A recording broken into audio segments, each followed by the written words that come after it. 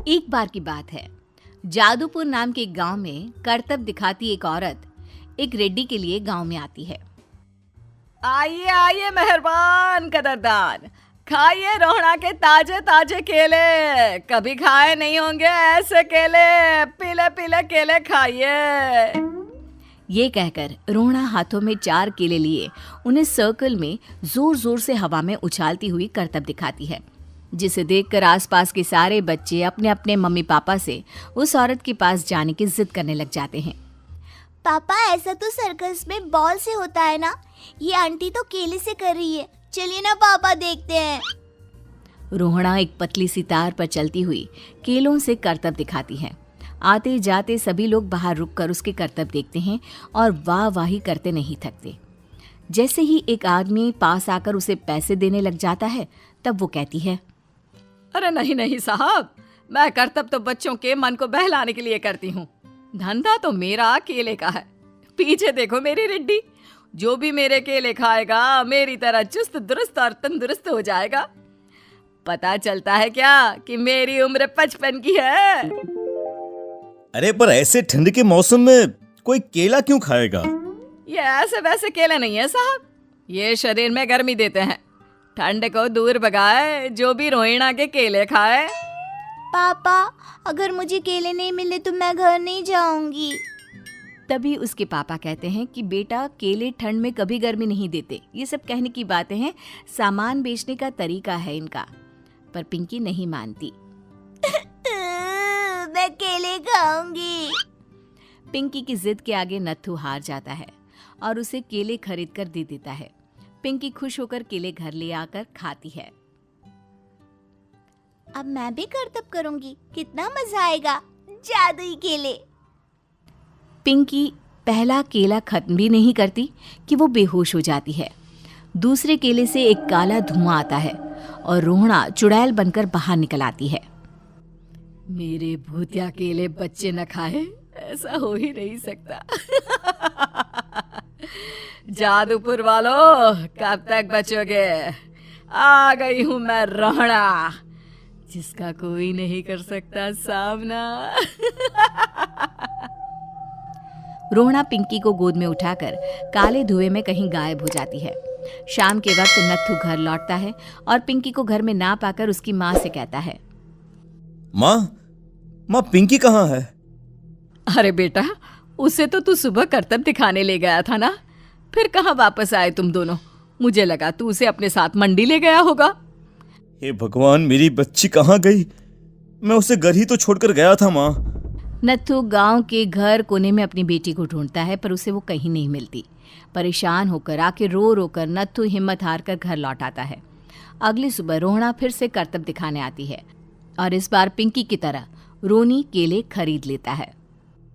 50 रुपए दिए थे पापा ने, सारे पैसों की मैंने केले खरीद लिए हैं। अब मैं भी आंटी की तरह ही करतबबाज बन जाऊंगा। यही सोचते हुए रोनी केले खाता है और पहला अकेला केला आधा खत्म भी नहीं करता कि चुड़ैल उसके सामने आ जाती है। मेरे साथ चलने का समय आ गया है रोनी। ये तो बस शुरुआत है। अब इस गांव के सारे बच्चे धीरे धीरे मेरे कब्जे में होंगे, एक बच्चा भी नहीं बचेगा। ये कहकर रोना रोनी को गोद में लेकर काले धुएं में अदृश्य हो जाती है। इसके बाद हर रोज गांव में से कोई ना कोई बच्चा गायब होता, पर ऐसा क्यों हो रहा है किसी को भी समझ में नहीं आ पा रहा था। रोज की तरह अपनी बेटी पिंकी की तलाश में नत्थू गांव के एक तालाब के पास बैठा रो रहा था। कहाँ गई मेरी पिंकी? शकुंतला के जाने के बाद एक वही तो मेरा सहारा थी। अरे उसकी आत्मा कोस रही होगी मुझे कि मैं अपनी बच्ची को संभाल भी नहीं पाया। नत्थू ये कहता हुआ रो ही रहा था कि तभी तालाब में से उसे शकुंतला की आवाज सुनाई देती है। कहाँ थी तुम शकुंतला? हमारी बच्ची और सारे गायब हुए बच्चे रोहड़ा के कब्जे में हैं। वो बच्चों को जो केले देती है उससे बच्चे बेहोश हो जाते हैं और उसके कब्जे में आ जाते हैं और वो उन्हें ले जाकर काली दुनिया में ले जाती है। पर वो ऐसा क्यों कर रही है? ये मैं नहीं जानती, पर उस दुनिया का रास्ता मैं आपको बता सकती हूँ। जहाँ ये नदी खत्म होती है वहाँ एक केले का पेड़ है, उसके नीचे एक दरवाजा है, वहीं से रास्ता जाता है उस दुनिया का। ये कहकर शकुंतला की आत्मा गायब हो जाती है। गांव के सभी लोग झुंड बनाकर उसी रास्ते से काली दुनिया में चले जाते हैं और वहां देखते हैं कि सारे बच्चे वहां काम कर रहे थे। पापा मुझे ले चलो यहाँ से। पापा पापा। सभी बच्चे अपने मम्मी पापा से लिपट जाते हैं। तो तुम लोग यहाँ तक आ गए? क्यों हमारे बच्चों को पकड़ लिया तूने?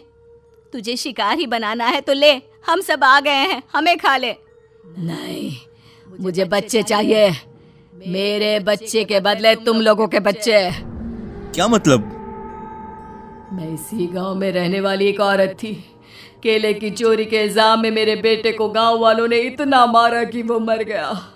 उसी दिन मैंने ठान लिया कि गांव वालों का भी वही हाल करूंगी। कुछ दिन बाद बेटे के चले जाने के दुख में मैं भी मर गई और मेरी भटकती आत्मा एक चुड़ैल बन गई। और फिर मैंने बदला लिया तुम सबके बच्चे छीनकर। बर्दाश्त नहीं कर पाए ना, सोचो मुझ पर क्या बीती होगी। हमें माफ कर दो रोना, पता नहीं ये किसकी गलती थी पर हम सभी माफी मांगते हैं। हमारी खुशियां लौटा दो, तुम भी तो एक माँ हो। गांव वालों की बात सुनकर रोना का मन पिघल जाता है और वो बच्चों को छोड़ देती है। उसके बाद काली दुनिया बच्चों के लिए जादुई दुनिया बन जाती है। अब कोई भी कभी भी वहां आ जा सकता था। दोस्तों, हमें उम्मीद है कि आपको हमारी ये कहानी पसंद आई होगी। कृपया हमारे चैनल को सब्सक्राइब करें और सभी अपडेट्स के लिए बेल आइकन जरूर दबाएं। और हाँ, वीडियो लाइक और शेयर करना मत भूलिएगा। Bye bye.